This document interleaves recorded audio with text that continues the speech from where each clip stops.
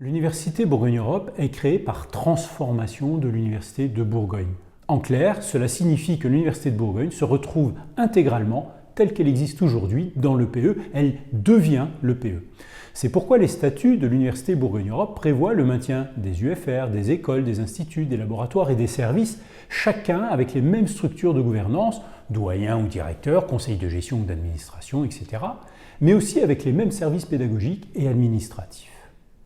Évidemment, tous les personnels rattachés aux composantes de l'Université de Bourgogne le demeurent au sein des mêmes composantes de l'Université Bourgogne-Europe. Et je vous renvoie sur ce point à la vidéo Université Bourgogne-Europe, quel changement pour les personnels.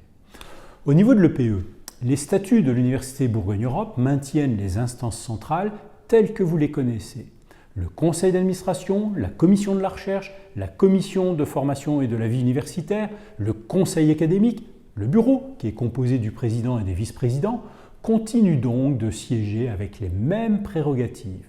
Les membres de toutes ces instances centrales sont élus dans les mêmes conditions qu'actuellement. Alors, est-ce à dire que rien ne change? Alors, si, bien sûr, l'Université Bourgogne-Europe expérimente un certain nombre de nouveautés. D'abord, 11 établissements entrent dans le périmètre d'Université Bourgogne-Europe à des degrés divers. Ils peuvent être composantes, c'est le cas de l'ENSA Dijon et de l'ESM Bourgogne-Franche-Comté. Ils peuvent être partenaires comme le Crous et Sciences Po. Ils peuvent être associés, ce que sont tous les autres établissements, BSB, ESAP, CESI, ESTP, ESEO, CHU Dijon-Bourgogne, CGFL. Ces 11 établissements conservent tous leur personnalité morale, leur budget, leur personnel et leurs instances de gouvernance, mais ils participent aussi aux instances de l'Université Bourgogne-Europe. En d'autres termes, les statuts de l'EPE leur fait de la place. Ainsi, une vice-présidence de l'Université de Bourgogne-Europe est issue d'un établissement composante, c'est-à-dire soit de l'ENSA Dijon ou de l'ESM Bourgogne-Franche-Comté. Les personnels et usagers des établissements composantes sont électeurs et éligibles dans les conseils centraux de l'EPE Université Bourgogne-Europe.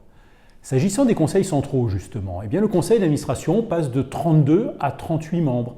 14 représentants des enseignants-chercheurs et enseignants et chercheurs, 7 représentants des étudiants, 7 représentants des personnels ingénieurs, administratifs, techniques et des bibliothèques, et 10 personnalités extérieures. Il est ajouté un représentant des établissements composantes et un représentant des établissements associés. Par rapport à la situation actuelle, les statuts permettent de conserver une proportion de 74% des représentants du personnel et des usagers au conseil d'administration. Quant à la commission de la recherche, le nombre de membres est porté à 41, il est ajouté un représentant du personnel des établissements composantes. La CFVU, elle, passe à 42 membres, il est ajouté le directeur du Crous et un représentant du personnel des établissements composantes. Enfin, 2 nouvelles instances sont créées au sein de l'EPE Université Bourgogne-Europe.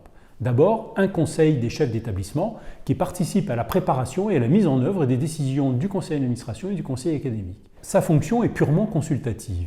Il connaît des sujets relevant du budget, de la politique d'emploi, de la stratégie et du projet d'établissement.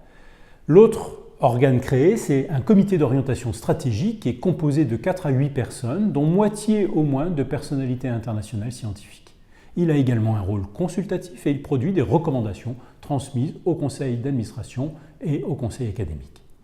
Cette gouvernance renouvelée vise à mettre en œuvre les compétences que vous pouvez découvrir dans la vidéo consacrée à quelles sont les compétences de l'Université Bourgogne-Europe.